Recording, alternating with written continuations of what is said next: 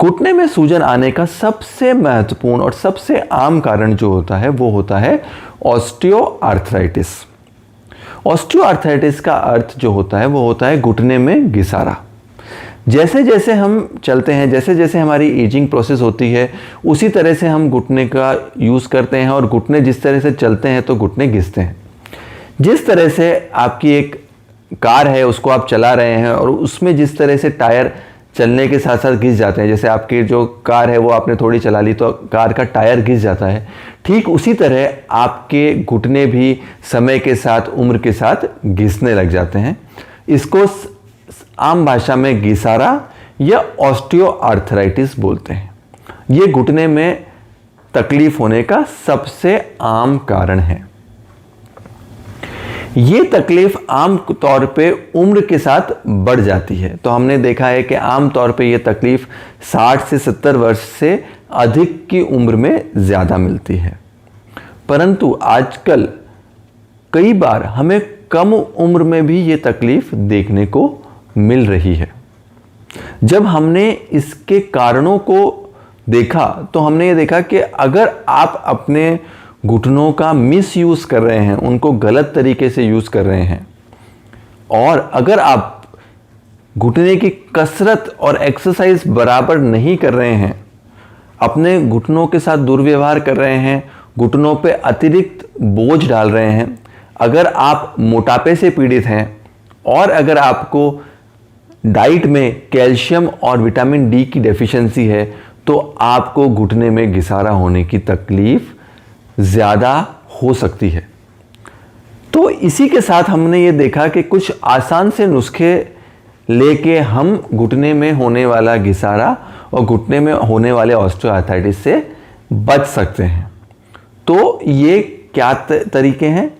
पहला और सबसे आसान तरीका है, अगर आप अपना वज़न में समर्थ हो पाते हैं, अगर आप अपना वज़न जो है 3 से 5 किलो भी कम कर पाते हैं, तो ये संभव है कि आपको घुटने में होने वाली सूजन और घुटने में होने वाले घिसारे से आप जो है उससे अच्छे से फाइट कर पाएँ और उसको कम कर पाएँ।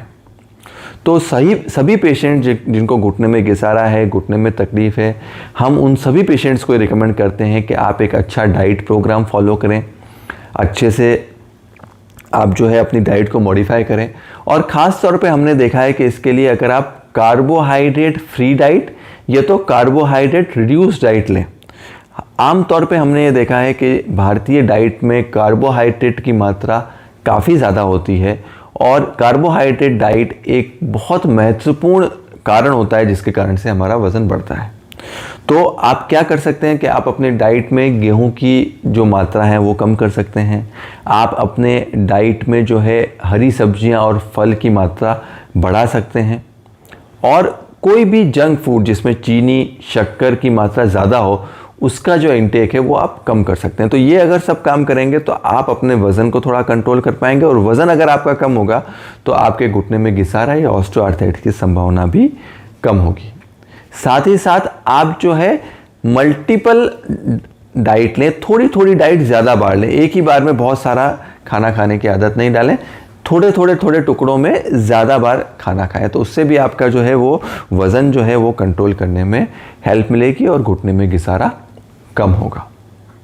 साथ ही साथ घुटने की जो कसरत है वो करना ना भूलें। घुटने की कसरत जो है वो आपके घुटने की मांसपेशियाँ, जो ऊपर की मांसपेशी है और जो नीचे की मांसपेशी है, उसमें एक्स्ट्रा ताकत डालती है, और अगर आप घुटने की कसरत बाकायदा करते रहेंगे तो घुटने में घिसारा होने से जो है वो आप बच सकते हैं। उसका कारण ये होता है कि आपके घुटने की मांसपेशियां जो घुटने के आगे की तरफ और घुटने के पीछे की तरफ होती हैं, वो आपकी जो घुटने का लोड है, घुटने के ऊपर जो भार पड़ रहा है, उसका एक काफ़ी बड़ा हिस्सा खुद पे ले लेती हैं, और घुटने पे जो डैमेज है वो कम होने लगता है।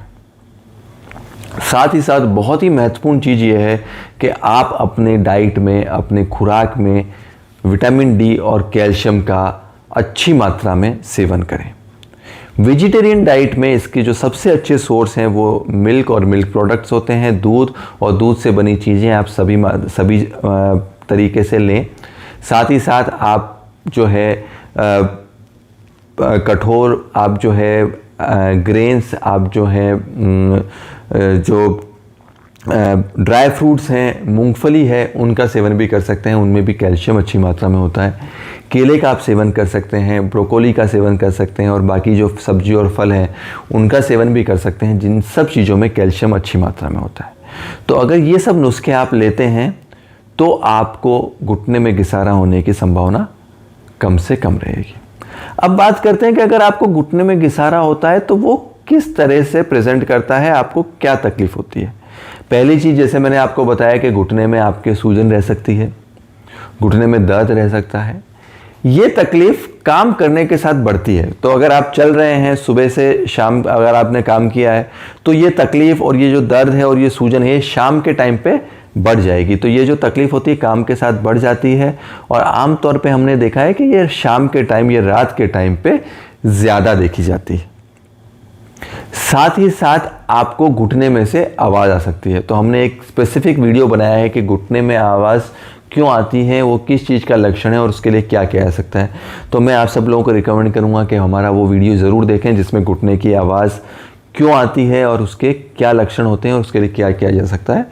तो जैसा मैंने आपको बताया, घुटने में दर्द, घुटने में सूजन और घुटने में से आवाज़ आना घुटने में घिसारे होने के प्रमुख लक्षण होते हैं। ये तकलीफ अगर आपको होती है तो जैसे मैंने बताया आपको कि आप कुछ बहुत ही आसान नुस्खे वज़न कम करने की करने का कोशिश करें, आप अपनी कसरत करने की कोशिश करें और डाइट में कैल्शियम और विटामिन डी बढ़ाने की कोशिश करें। अगर आप ये सब कुछ करते हैं तो इस तकलीफ़ से आप बच सकते हैं, और अगर तकलीफ़ आपको शुरू भी हो गई है तो भी आप उस तकलीफ़ को आगे बढ़ने से रोक सकते हैं।